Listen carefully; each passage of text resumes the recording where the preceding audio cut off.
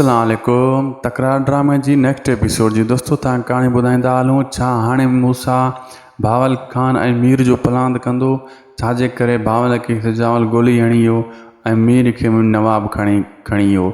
छा नवाब खान खां मीर खे मूसा छॾाईंदो या फ़िलहाल मूसा हिकु पासे रहंदो, इन झेड़नि में न पवंदो। सॼी कहाणी तव्हांखे ॿुधाईंदासीं इन वीडियो में। इनखे पूरो ॾिसो ऐं उदासी टीवी यूट्यूब चैनल खे सब्सक्राइब फॉलो लाइक शेयर ज़रूरु कंदा। तव्हांखे ॿुधाईंदा हलूं दोस्तों, जीअं मूसा खे ख़बर पवंदी भावल खे सिजावल खान गोली हणी वियो, छो त नेक्स्ट एपिसोड में तव्हां ॾिसंदो त भावल खान खे जेको आहे सिजावल गोली हणंदो अकबर जे चक्कर में। अकबर खे हुन ॿधी रखी छॾियो हुयो, वरी छॾे ॾिनई इन कावड़ में ऐं हू ज़ख़्मी थी पवंदो। अहिड़े हिसाब सां जेको आहे नवाब खान जा माण्हू यानी हाशू पकिड़े मीर खे ॿधी खणी ईंदो ऐं वाड़े छॾींदा कुटको ॾेई। मीर खे झुकाइण जे लाइ नवाब खान कोशिशूं कंदो, लेकिन मीर झुकण वारी मुंडी न आहे।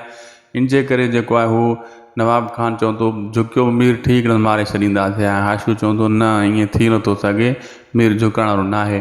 हाणे जॾहिं पवंदी मूसा खे ख़बर त बाबा हे कमु थी विया आहिनि, थी सघे थो मीर ने घटि ख़्यालु करे, लेकिन भावल खान जो बदिलो वठण जे लाइ हू पूरी कोशिशि कंदो। पंहिंजे घर ई हूंदो, उन ख़बर पइजी वेंदी हे कमु थी वियो आहे।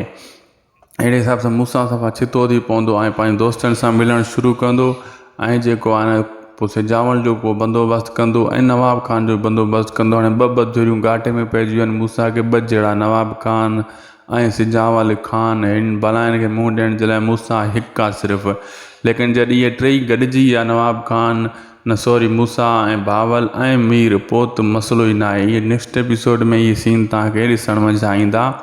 वीडियो भुॻो पंहिंजी पुॼाणी ते। ख़ुदा हाफ़िज़।